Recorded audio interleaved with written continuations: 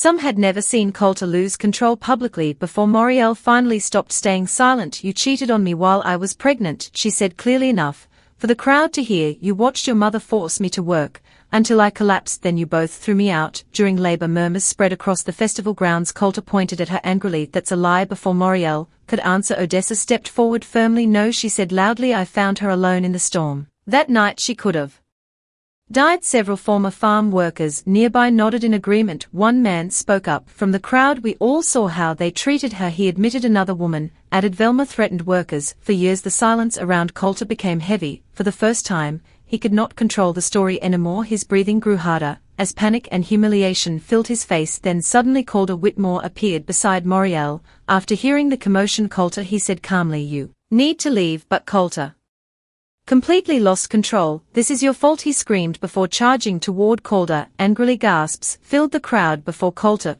could reach him. Two county deputies quickly grabbed his arms and forced him backward. Coulter fought wildly, shouting curses, while people stared in shock. One deputy spoke firmly, "Coulter Harrow, you are being detained for disorderly conduct and outstanding fraud-related warrants." The entire festival went silent. Coulter's face turned pale as the deputies handcuffed him in front of everyone across the crowd. Velma stood frozen near one of the tents. Her expression looked empty, almost broken. The powerful image she protected for years had completely collapsed in a single moment.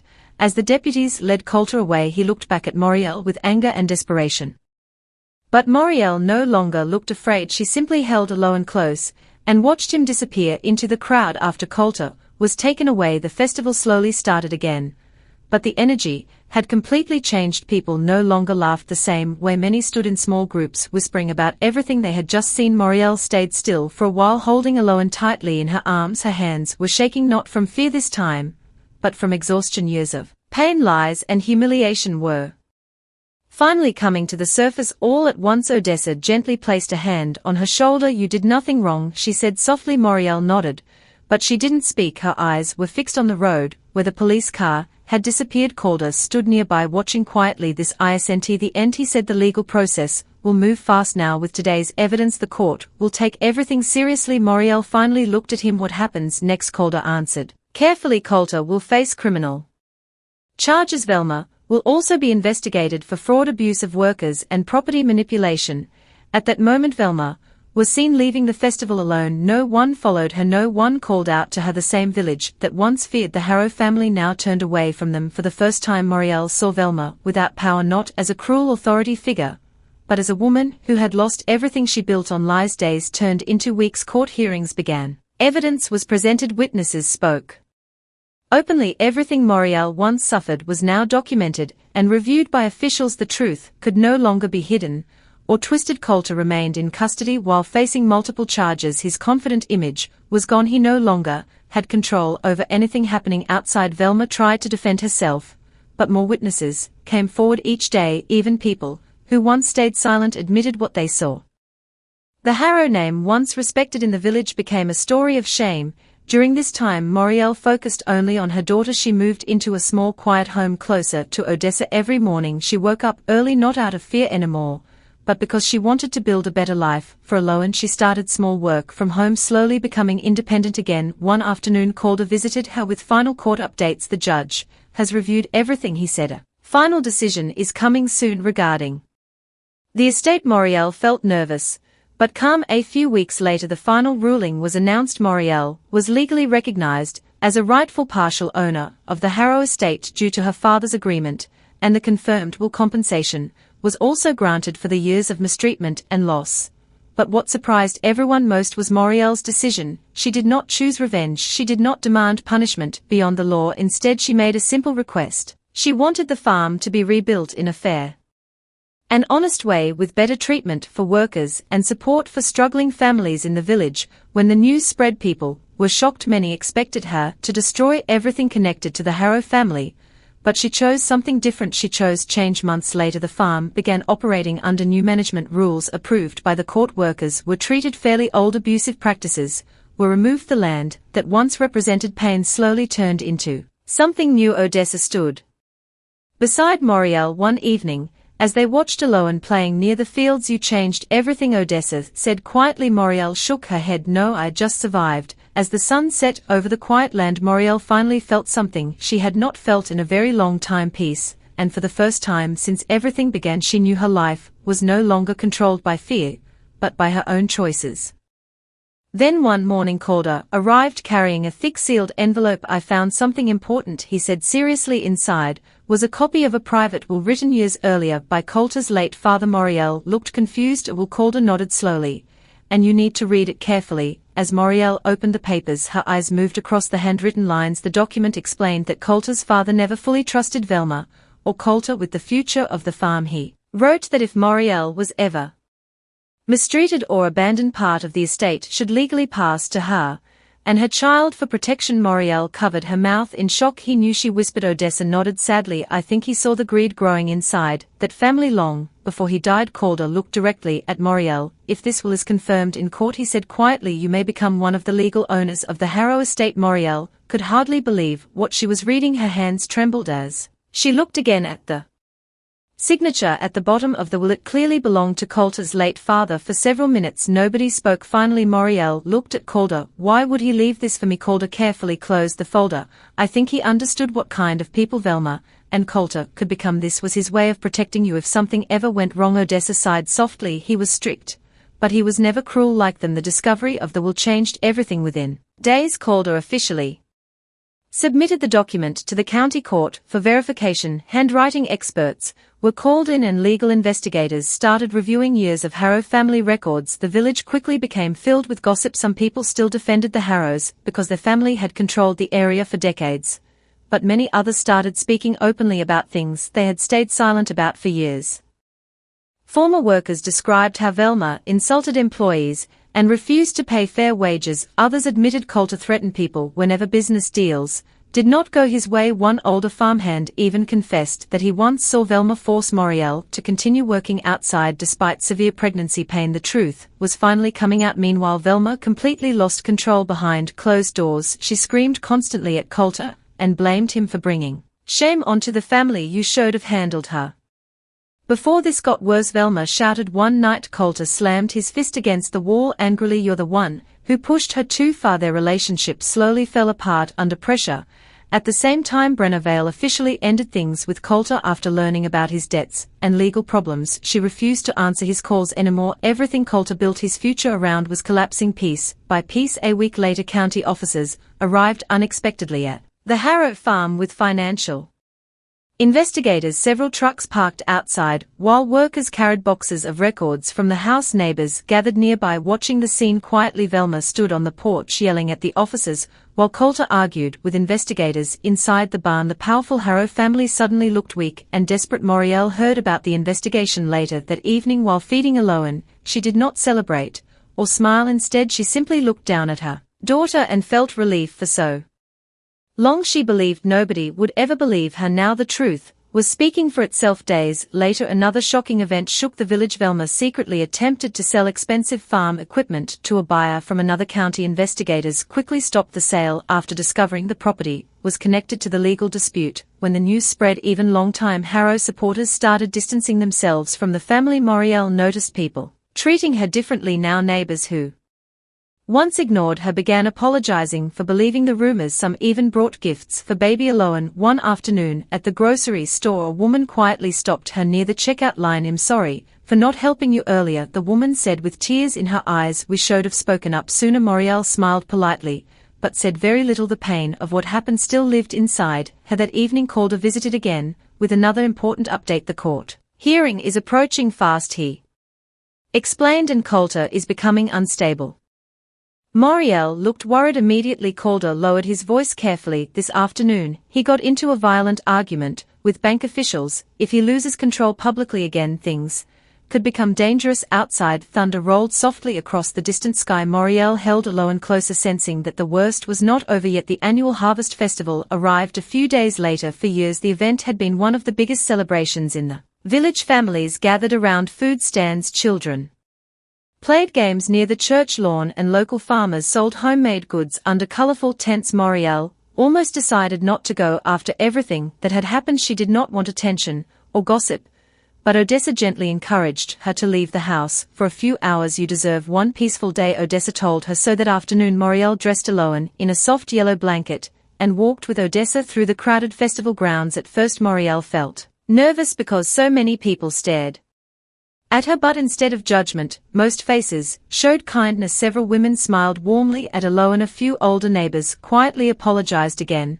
for believing Velma's lies. Slowly Moriel relaxed. For the first time since leaving the Harrow farm, she felt accepted instead of hated. Meanwhile, whispers spread through the crowd that Coulter had been drinking heavily since morning. Some people saw him arguing near the parking area, while others claimed he blamed everyone around him for his problems. As evening approached, live music started near the center stage. Moriel stood beside Odessa watching children dance, when sudden shouting interrupted the celebration. People turned toward the main pathway. Coulter was stumbling through the crowd with anger burning across his face. His clothes looked messy, and the smell of alcohol followed him as he pushed past several people. There she is, he shouted loudly while pointing at Moriel. The crowd became silent immediately. Odessa stepped protectively closer to Moriel, but Coulter kept walking toward them. You ruined my life, he yelled. Moriel held Aloan tightly, but stayed calm. You ruined your own life, Coulter, his face twisted with rage. Everything was fine until you turned everyone against me. People nearby exchanged uncomfortable looks.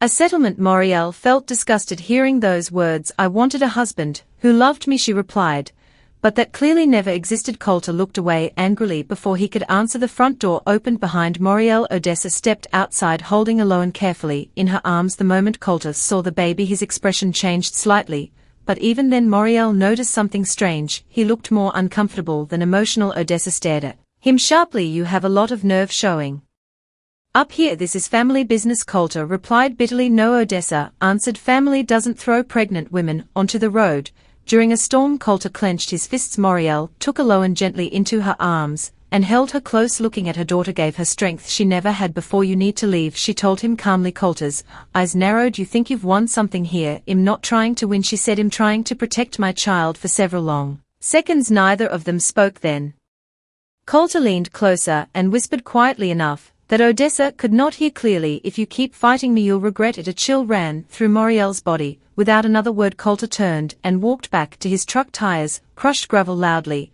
as he drove away into the darkness. Odessa immediately looked worried. What did he say to you? Moriel stayed silent for a moment while holding Aloan tightly. Finally she whispered, he's scared. The next morning Calder Whitmore arrived with serious news. He placed several papers on the kitchen table and looked directly at Moriel. Coulter has started moving money between accounts, Calder explained, and I believe he's preparing to hide assets before the court can investigate. Moriel slowly sat down. Calder's voice became even more serious. And there's something else. Last night someone tried to access the storage office where the original land records are kept. Moriel's stomach dropped. Someone was trying to destroy the evidence. Moriel felt fear spread through her chest. After hearing Calder's words, she looked down at Aloan sleeping softly in her arms and realized how dangerous the situation was becoming. With the documents stolen, she asked quickly. Calder shook his head. No, Odessa moved the originals to a secure place 2 days ago. Whoever broke into the storage office found nothing. Odessa crossed her arms tightly. I knew Velma would panic once she realized we had proof. Moriel slowly sat at the kitchen table trying to stay calm. She never imagined things would reach this point. The Harrows were no longer simply cruel people hiding family secrets. They were desperate. Calder opened his briefcase and removed more paperwork. I also discovered several unpaid loans connected to Coulter, he explained. If the court proves he used property that partly belongs to you as collateral, he could face fraud charges. Moriel looked shocked. Fraud, yes, Calder replied, and not small ones. Later that afternoon Calder drove Moriel into town to file additional legal papers. As they walked through the county building, people stared at them quietly. News about the Harrow family had started spreading faster than Velma could control. Some villagers whispered kindly to Moriel. Now others looked embarrassed for believing the lies about her, but not everyone supported her. Outside the courthouse, Velma suddenly appeared beside her car. You ungrateful little liar, Velma hissed. Moriel froze. Velma stepped closer with angry eyes. After everything this family gave you, this is how you repay us. Moriel finally found the courage to answer back. You never treated me like family. Velma's face twisted with rage. You think people We'll stand by you forever. Once this is over you'll still be nothing. Before Moriel could respond, Calder walked between them calmly. I suggest you stop threatening my client, he said firmly. Velma glared at him. You lawyers think you can steal our land? Calder's expression stayed cold. Legally it may not be your land anymore. For the first time fear appeared in Velma's eyes. That evening back at the farmhouse, Calder and Velma argued loudly in the living room. You told me those documents were gone, Calder shouted. Velma slammed a glass onto the table. They were supposed to be gone. Calder paced angrily across the room. Investors are already pulling away from me. Brenna barely answers my calls now. Velma blamed Moriel for everything happening, but deep down both of them knew their own lies had created this disaster. Meanwhile, Moriel slowly began rebuilding her confidence. She spent her evenings caring for Aloan, sewing blankets, and helping Odessa around the house. The peaceful routine reminded her that life could still be good without fear controlling every day. Part of the farm legally belonged to her, and if the documents were proven in court, Calder and Velma could lose nearly everything. For the first time since arriving at the Harrow farm, Moriel no longer felt powerless. Moriel stayed at the hospital for several days recovering with baby Aloan beside her. The quiet room felt completely different from the cold farmhouse. She had escaped no yelling, no insults, no fear. For the first time in a long while she could sleep without worrying about Velma pounding on her door before sunrise, but deep inside she still felt hurt by everything that had happened. Sometimes she stared at Aloan and wondered how a father could abandon his own child so easily. Calder had not visited once. He did not call the hospital or ask if the baby was healthy. It was as if Moriel and Aloan no longer existed to him. Odessa visited every day. She brought food, baby clothes and fresh flowers to brighten the room, but on the fourth morning she arrived with someone else. A tall man wearing a dark coat stepped quietly into the room carrying a leather briefcase. Moriel, Odessa said gently, this is my nephew Calder Whitmore. Calder shook her hand politely. I'm a property lawyer from Charleston. Your situation concerns me very much. Moriel looked nervous.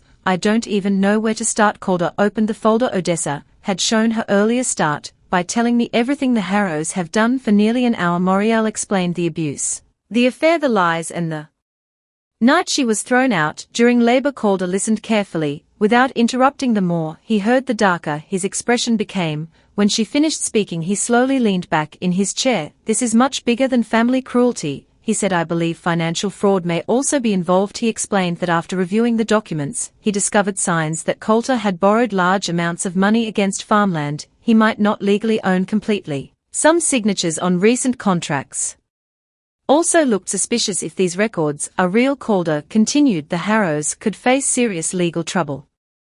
Moriel felt overwhelmed. Just days earlier, she had believed she was trapped with no future. Now she was learning the people who treated her like nothing had built their entire life on dishonesty. Meanwhile, back in the village, Velma worked hard to control the story before rumors spread further. She told neighbors that Moriel had abandoned her husband during an emotional breakdown. She claimed Moriel stole money and ran away to punish Calder. Some people believed her. Immediately others began whispering that Moriel was unstable because of pregnancy. Calder added more lies of his own. He acted like a heartbroken husband whose wife had suddenly disappeared without reason. In public he pretended to be calm and innocent, but things behind closed doors were not going well for him. Brenna Vale had started asking questions. After hearing gossip about the hospital and the legal documents, she became suspicious when Calder refused to explain where his money problems came from. At the same time, county officials began reviewing unpaid taxes connected to the Harrow farm. The pressure around Calder slowly grew heavier each day. Moriel, however, focused only on Aloan. She rented a small home near Odessa's property. After leaving the hospital, the house was simple and old, but it felt safe. She started sewing baby blankets and repairing clothes for neighbors to earn extra money. Life was difficult, but peaceful. Then one evening, as the sun disappeared behind the trees, a truck pulled into her driveway. Moriel looked through the window and froze. Calder stepped out of the vehicle. He walked slowly toward the front porch with a serious look on his face, and for the first time since throwing her out into the storm, he finally wanted to talk. Moriel's heart raced as she watched Calder walk toward the porch. For a moment fear returned to her chest. Memories of the stormy night, the pain, and his cold silence rushed back into her mind. Inside the small house, baby Aloan slept peacefully in her crib. Calder knocked softly on the door like nothing terrible had ever happened. Moriel opened it only halfway. What do you want? For a few seconds Calder said nothing. He looked tired and stressed, but she could not tell if his expression was guilt or anger. I came to see my daughter, he finally said. Moriel almost laughed at the lie. You didn't care about her when you threw us out. Coulter's jaw tightened. Can we talk without fighting? She hesitated before stepping outside and closing the door behind her. The evening air felt cold and tense. Coulter rubbed his hands together nervously. People in town are talking. Mother says Odessa has been spreading stories. Moriel stared at him in disbelief. Stories? You mean the truth? He ignored her words. This situation is getting out of control. Lawyers are asking questions about the property. There it was not love, not regret. The land. Moriel realized he did not come because he missed her or cared about Aloan. He came because he was afraid. You only care about protecting yourself, she said quietly. Coulter stepped closer. Listen to me carefully. If this becomes public, everything will collapse. The farm, the business, all of it. You should have thought about that before leaving your pregnant wife in the rain. His face darkened immediately. You're turning everyone against me, he snapped. Moriel folded her arms tightly. I haven't told anyone anything. Your actions are doing that on their own. For a moment Coulter looked like he wanted to yell, but then he lowered his voice again. What do you want? He asked coldly. Money. Odessa then pulled out an old envelope from a wooden drawer beside her chair. Inside were copies of legal papers, faded with age, but still readable. Moriel's hands trembled as she looked at her father's signature printed clearly across the documents. For the first time Moriel understood why Velma always treated her with hatred. It was never just personal dislike. The Harrows were afraid she would someday discover the truth. That night Moriel returned to the farmhouse feeling sick inside. She quietly walked upstairs, but before entering her room, she heard voices coming from Coulter's office. She stopped near the door when she heard her own name. We need her gone after the baby comes, Velma whispered sharply. Coulter sighed heavily. I know Brenner's father won't support the business unless the divorce is finished. Moriel covered her mouth to stop herself from crying. Velma continued speaking. Once she signs the papers, she'll leave with nothing. She's too weak to fight back. Coulter laughed softly. She'll do whatever I tell her. She always does. Those words shattered the last piece of hope Moriel still carried in her heart. She quietly walked into the bedroom and locked the door behind her. Tears rolled down her face as she sat on the edge of the bed holding her stomach. Her baby kicked gently, almost as if feeling her pain. For hours she thought about her life. She remembered how she defended Coulter when others warned her about his temper. She remembered believing marriage meant loyalty and safety. Now she realized she had been trapped inside a family built on lies and greed. The next few days became even harder. Velma increased Moriel's workload on purpose. She forced her to scrub floors by hand and carry animal feed despite her swollen feet. Coulter ignored everything and spent most of his time away from home. One afternoon dark clouds filled the sky, while heavy thunder shook the farm. Rain poured across the fields as Moriel struggled to close the barn doors alone. Suddenly a sharp pain shot through her stomach so strongly that she nearly screamed. She grabbed the wooden wall for support, breathing heavily. Another pain came seconds later. Moriel realized something was wrong. She slowly made her way back toward the house, soaked by rain and shaking from fear. When she entered the dining room, Coulter and Velma sat with several businessmen eating dinner and laughing together. I think the baby is coming, Moriel whispered painfully. Velma looked annoyed instead of concerned. Not tonight, she snapped. We have guests. Moriel could barely stand. Please, I need a hospital.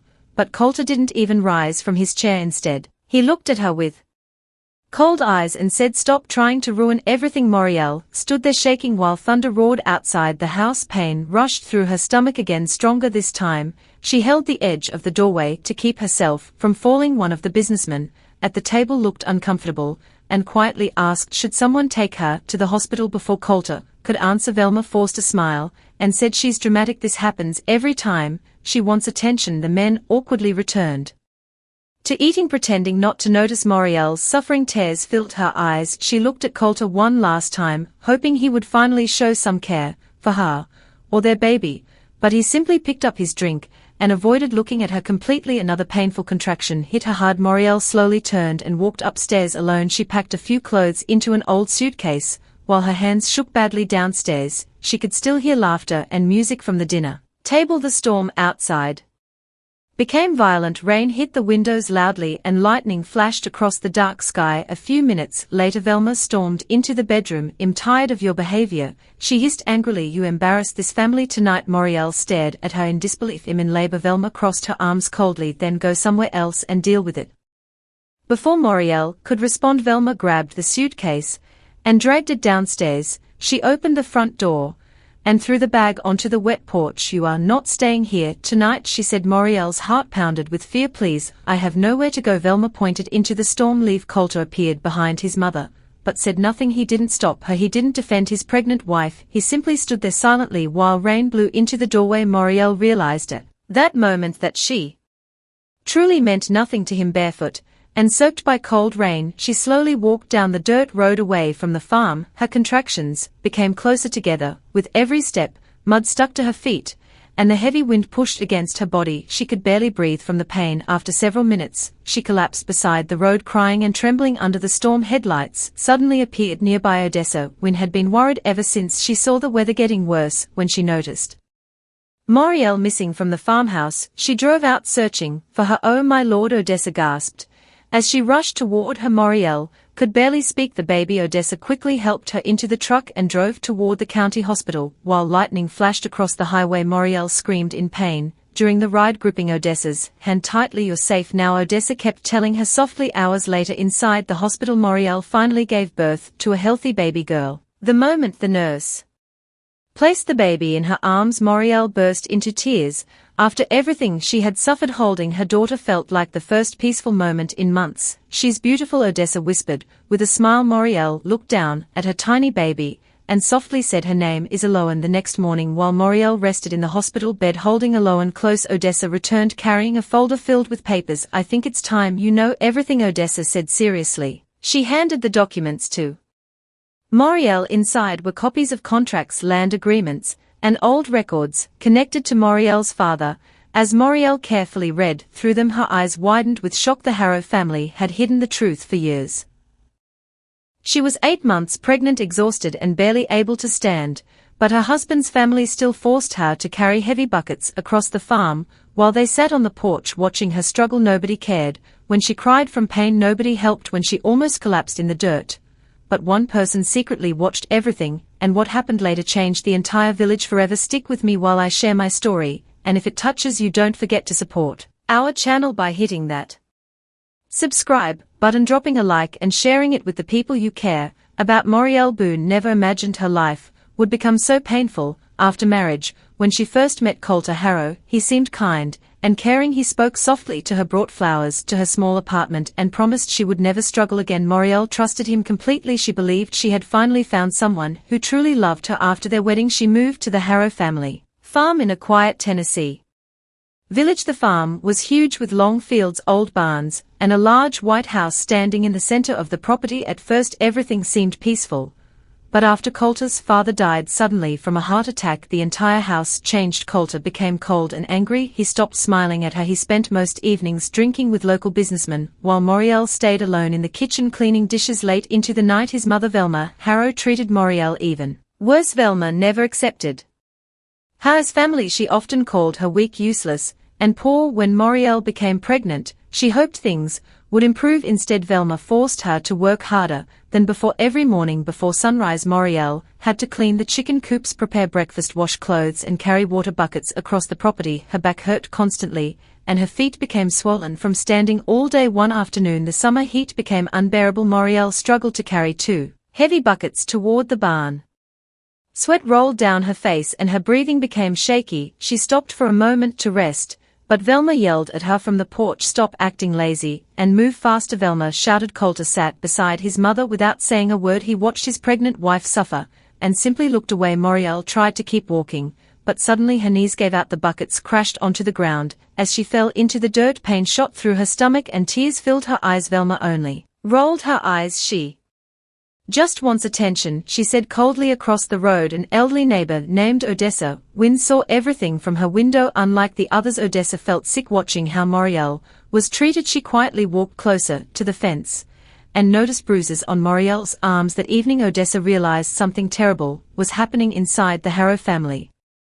And deep inside, she knew the truth would not stay hidden forever. That night, Moriel could barely sleep because of the pain in her lower back. Every time she moved, she felt pressure in her stomach. She lay awake staring at the ceiling while Coulter slept beside her without caring how much she suffered. Before sunrise, Velma banged loudly on the bedroom door. "Get up," she yelled. "The animals need feeding." Moriel slowly stood up and held her stomach carefully. Her body felt weak, but she knew arguing would only make things worse. She quietly went downstairs and started working again. As days passed, Coulter became more distant. He rarely spoke to her unless he wanted to complain. Sometimes he disappeared for hours and returned late at night smelling like expensive perfume and alcohol. Whenever Moriel asked where he had been, he snapped at her angrily. One afternoon, while cleaning Coulter's office, Moriel noticed a locked drawer slightly open. Inside were several envelopes tied together with a ribbon.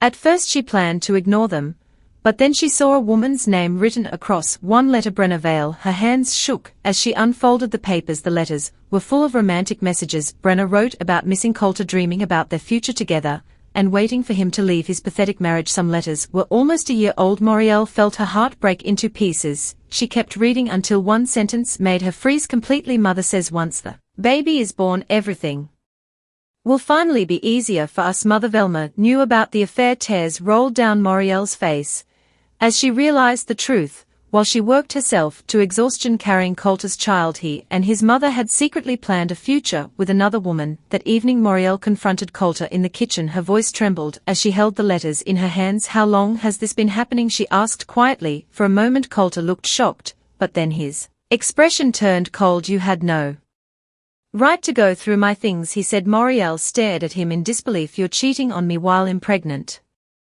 Instead of apologizing, Coulter slammed his fist against the counter. Maybe, if you weren't always complaining and acting miserable, I wouldn't need someone else. His words cut through her like a knife. Velma walked into the kitchen and immediately defended her son. She blamed Moriel for ruining Coulter's happiness and called her dead weight on the family. You should be grateful we gave you a place to live, Velma said cruelly. Moriel could hardly breathe. She realized nobody in that house cared about her feelings or her child. The next morning rumors suddenly spread around the village. People whispered that Moriel was unstable and emotional because of pregnancy. Some even claimed she screamed at Coulter for no reason. Velma had started lying to everyone before Moriel could tell the truth. Soon neighbors, who once greeted her warmly, began avoiding her in public. Some turned away when she walked by. Only Odessa Wynne still treated her kindly. One evening Odessa invited Moriel onto her porch for tea. While they talked quietly, Odessa revealed something shocking. Years ago, Moriel's late father had secretly helped save the Harrow farm from financial ruin. He loaned them a large amount of money, Odessa explained softly. Without him, they would have lost everything. Moriel looked confused. She had never heard this story before. Odessa lowered her voice carefully. And I believe part of this land legally belongs to you. Moriel sat frozen on Odessa's porch, trying to understand what she had just heard. The evening wind moved softly through the trees, but her chest felt tight with fear and confusion. What do you mean the land belongs to me? She asked quietly. Odessa looked around carefully before speaking again. Your father trusted the Harrows many years ago. He loaned them enough money to stop the bank from taking the farm. In return, there was supposed to be an agreement giving him ownership of part of the property until the debt was repaid. Moriel stared at her in shock. But my father never mentioned that. He probably wanted to protect you, Odessa replied. After he passed away, the Harrows acted like the agreement never existed.